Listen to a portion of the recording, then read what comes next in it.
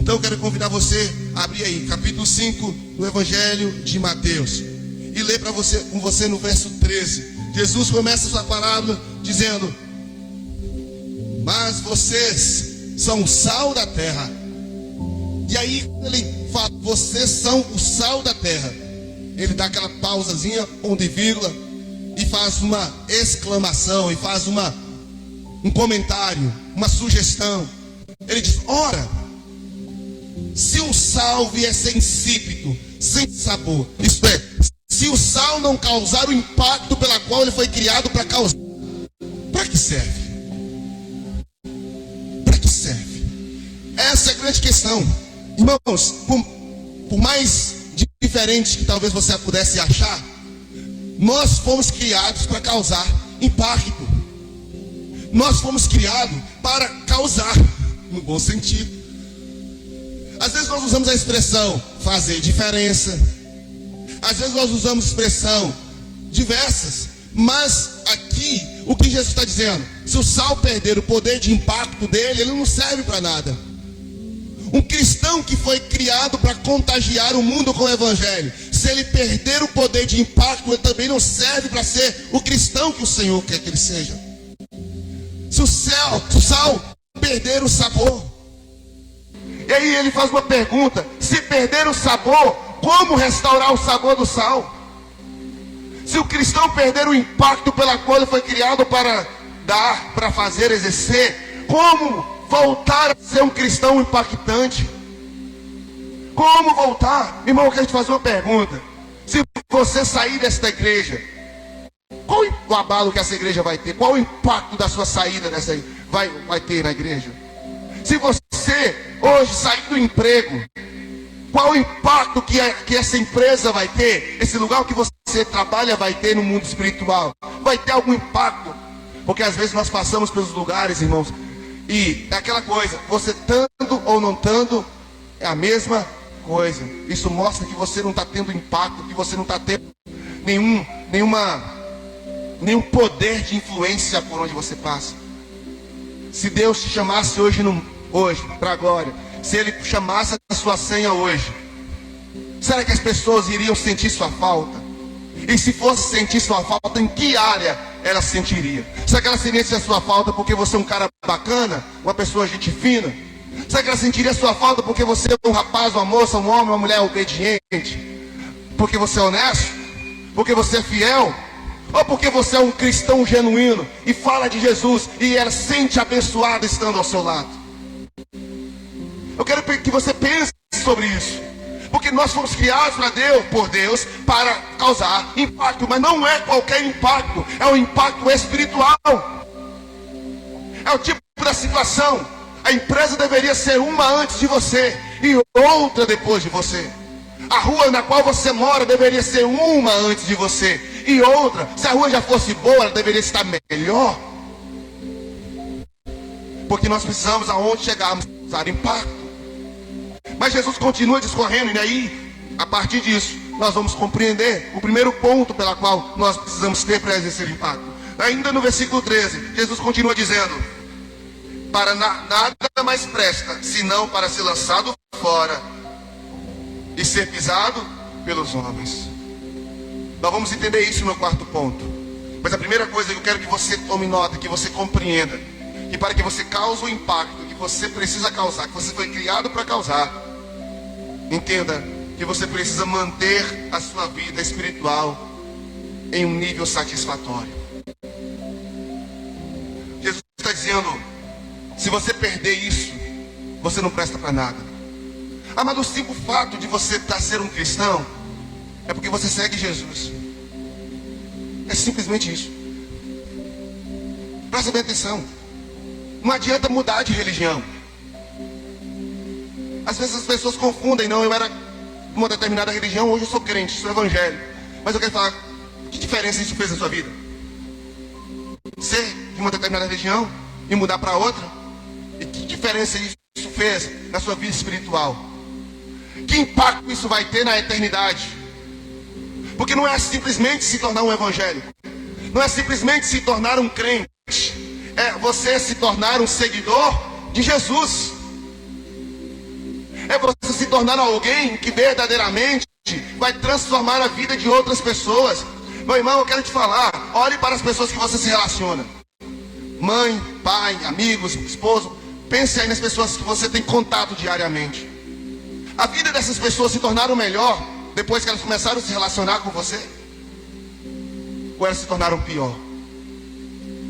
O que eu quero que você compreenda é que se você perdeu todo o seu poder de impacto na vida das pessoas, Jesus está dizendo que você não está servindo para nada. Me desculpe aí, meu irmão.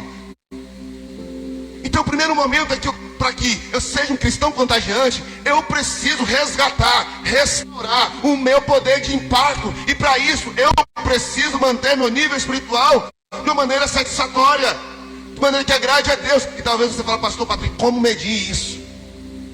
Como medir, pastor, se a minha vida espiritual está satisfatória? Como eu posso chegar a essa conclusão? Já que para manter impacto eu tenho que estar nesse nível. Eu vou te dar algumas coisas que você já sabe. Você vai perceber que é simples demais. Para que você cause impacto na vida das pessoas, você precisa manter a sua disciplina espiritual em dia. Quais são as disciplinas espirituais que a gente precisa manter? Você aprendeu no Lidere em 1, meu irmão? Vida de oração, vida de leitura bíblica, jejum, e está sempre envolvido nos ministérios da igreja, exercendo o seu ministério, exercendo o seu dom. O fato é que a nossa vida, se você parar para pensar hoje, vamos pegar essa última semana, eu gosto de pegar os últimos 7 dias, para que você faça uma avaliação. Nos últimos 7 dias, você orou todos os dias na sua casa? Você separou um momento todos os dias para um tempo a sós com Deus? Nesse momento você leu a Bíblia todos os dias? Nesses últimos 7 dias, quantos dias desses você jejuou? Nesses últimos 7 cultos, quantos desses você faltou? Quantos pequenos grupos você não foi?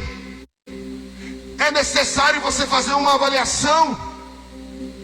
E quando você chegar no diagnóstico, eu espero que seja assertivo, você vai entender o porquê que muitas das vezes o seu vizinho sabe que você é crente, mas ainda não ouviu uma palavra de Jesus através da sua boca.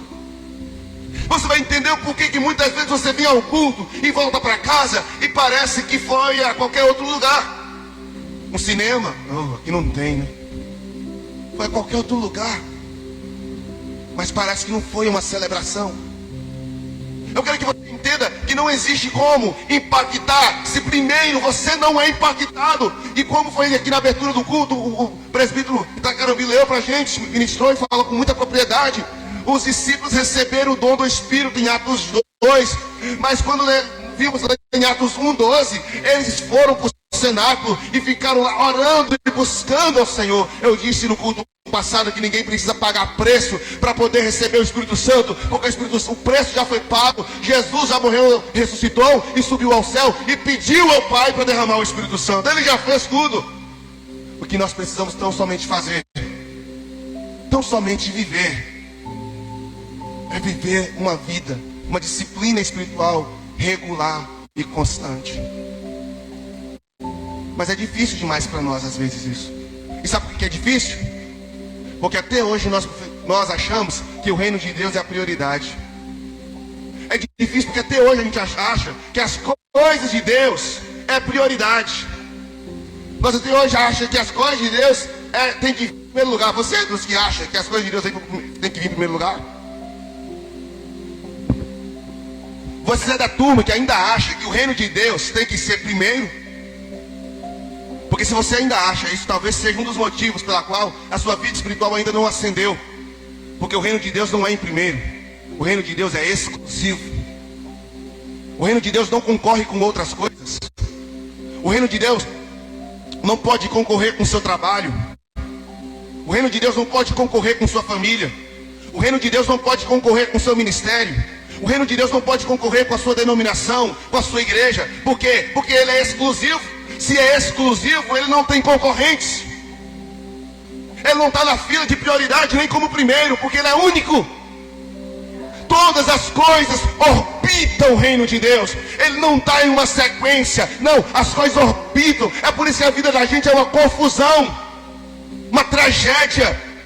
Porque quando eu coloco Deus, quando eu ponho, eu estou no controle.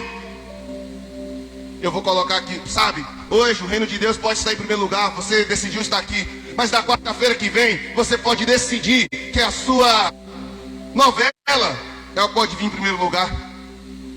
No próximo quarta-feira, no próximo domingo, você pode decidir que a sua academia pode vir em primeiro lugar. Hoje o devocional eu decidi ele em primeiro lugar, mas amanhã ele pode ficar em último, se der tempo, se eu não dormir antes. Depois do último filme, que termina na madrugada, aí eu decido. Quando o reino de Deus é posto em primeiro lugar, ele concorre com outras coisas. Aí você vai perceber o porquê que você não tem tempo para ler a Bíblia. Aí você percebe que porquê que você não tem tempo para estudar a Bíblia. Porque não é só ler, é estudá-la, é entender. Aí você vai entender o porquê que você não tem tempo para orar, não tem tempo para poder fazer o seu ministério prosperar, o ministério pessoal. Porque o reino é prioridade. E ele é prioridade em alguns momentos e outros não, porque ele é concorrente de outras coisas.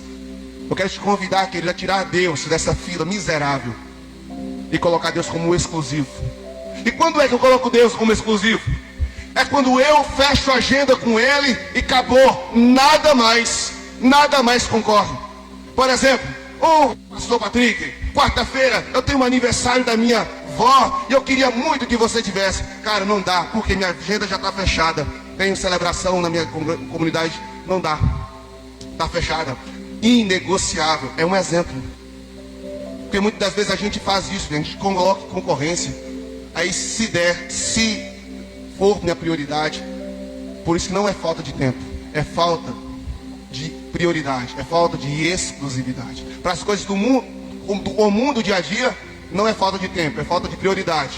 Mas quando se trata das coisas espirituais, não é falta de tempo, é falta de exclusividade. Então você quer manter a sua vida espiritual no nível satisfatório? Começa a exclusivizar as coisas de Deus. O seu trabalho no ministério. Às vezes, irmãos, infelizmente, pode até isso é uma direta mesmo, não é indireta. Mas nós somos do Ministério Louvor, por exemplo. Se eu tenho minha obrigação no meu Ministério Louvor, se a gente tem aqui o papel para cumprir, por que eu tenho que priorizar outras coisas? Por que eu tenho que deixar em segundo plano? Se eu tenho um ministério da mídia, se eu tenho qualquer outro ministério na igreja, isso é apenas um exemplo. Por que eu tenho que pedir licença no dia que eu estou escalado, no dia que eu estou ali para ministrar, para fazer outras coisas? Porque não é exclusivo, é prioritário. E você pode trocar de prioridade a qualquer momento que você quiser. Então, querido, em nome de Jesus, comece a exclusivizar as coisas espirituais. Não deixe as coisas espirituais concorrer com mais nada na sua vida. E aí sim você vai conseguir cumprir o primeiro ponto para ter uma vida impactante. E o primeiro ponto para ter uma vida impactante é ter uma vida espiritual satisfatória. De 1 a 10, como está a sua vida espiritual? Vai lá. 0 não está, porque graças a Deus você está aqui, você está orando, pouco talvez, mas está, né? Espero que não esteja 0. Se tivesse 0, você já estava para lá do xilindró do campo. Mas de 1 a 10, como que está? Talvez seja o porquê que você não causa impacto, é porque a sua vida espiritual não está no nível satisfatório. Mas eu quero te convidar a colocar. Dá um toquinho no seu irmão, assim, aí, está disposto a voltar a resgatar o sabor? Está disposto